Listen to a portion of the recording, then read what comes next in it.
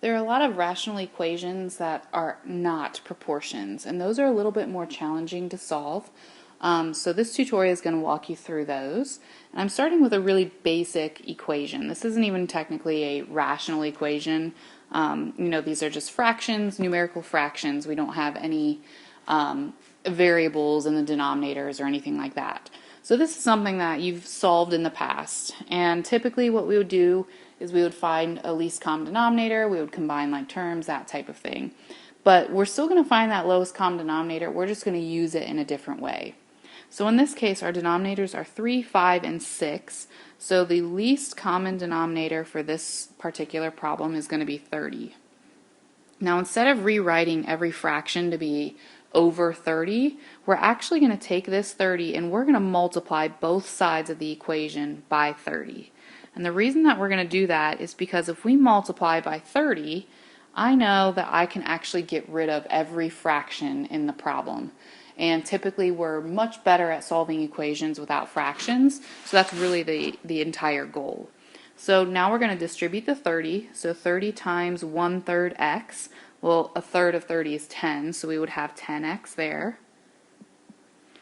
30 times 1/5, that's going to be plus 6, equals, on the other side, 30 times 7 over 6. Well, 30 over 6 is 5, times 7 we get 35. So all of a sudden, this is an equation that we're very comfortable with. We know how to solve this. So 10x plus 6 equals 35. I would take away 6, so 10x equals 29. And then dividing both sides by 10, we know that x would equal 2.9. And just like solving any other equation, we would plug that in to make sure that it works, and we would be fine in this case. So let's try it with a problem like this. It's a little bit more complex. We have a lot more variables are showing up in the denominator. But let's try the same thing. So let's first find the least common denominator. We have x minus 6, x minus 2, and x squared minus 8x plus 12. But if I factor that last denominator, it actually factors to be x minus 6 times x minus 2. So in this case, our LCD is the quantity x minus 6 times the quantity x minus 2. So what we're going to do is we're going to take the original problem, and I'm just going to rewrite it here, 1 over x minus 6 plus x over x minus 2 equals 4 over, and I'm just going to write this in factored form, x minus 6, x minus 2.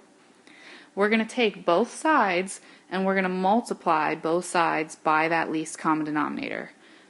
Because whatever you do to one side, you have to do to the other. And by doing this, we are actually going to get rid of all fractions, and it's going to look like just a simple equation with variables on both sides. So, distributing x minus 6, x minus 2, this entire quantity, we're going to multiply by, first, 1 over x minus 6. Now this denominator of x minus 6 is going to cancel with the x minus 6 of our LCD. So really all we're going to have here is 1 times the quantity x minus 2. Okay, now that x minus 6 out here, it's still there. It hasn't actually canceled out. It just canceled in that particular part of the multiplication. So when we distributed there. Let's go ahead and distribute it now to the next part. So multiplying by x over x minus 2, in this case the x minus 2 will cancel with the x minus 2 in our LCD.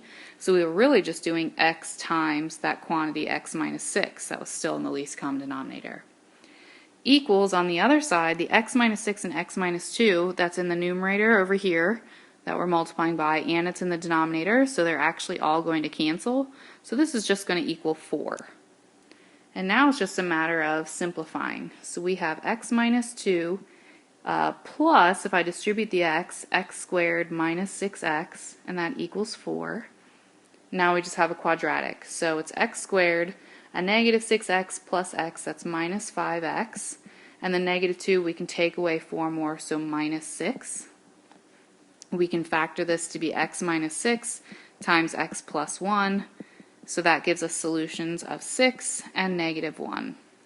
Now we have to be careful about just moving forward with this, because if we check both of these, you'll actually find that in the original problem, if we were to plug 6 in up here in the original problem, you would end up right here plugging in 6, 6 minus 6, you would get a 0 in your denominator.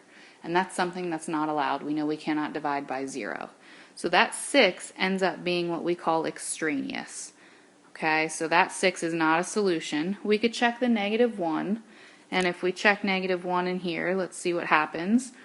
We'll just kind of make some room in here. You would have 1 over -1 minus 6 plus -1 over -1 minus 2 equals 4 over, and we would have to plug -1 in there. So -1 squared is 1 plus 8, so that's 9, plus 12, that's over 21. So let's see what we get here.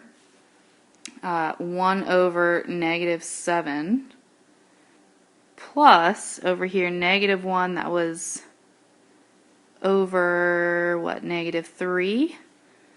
So if I'm trying to get these to be over 21, I could multiply this one by -3 over -3, so we get -3 over 21.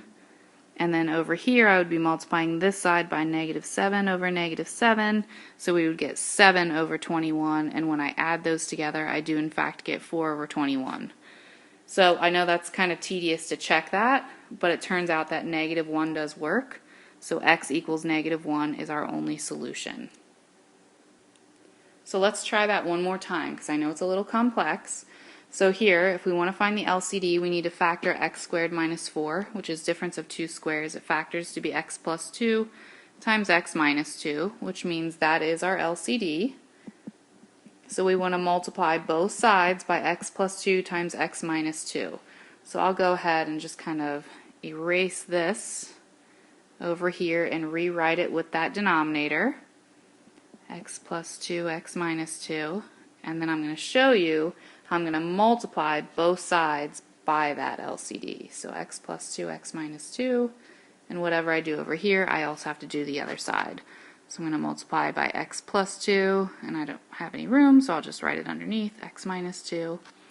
So now let's distribute. X plus 2, x minus 2 times 7 over x plus 2. You would have an x plus 2 on the top and the bottom, so those would cancel. So you would just have 7 times the quantity x minus 2. Plus 5 times, well, if I distribute here, you would have 5 x plus 2, x minus 2 over x minus 2. The x minus 2's would cancel, so you would just have the x plus 2.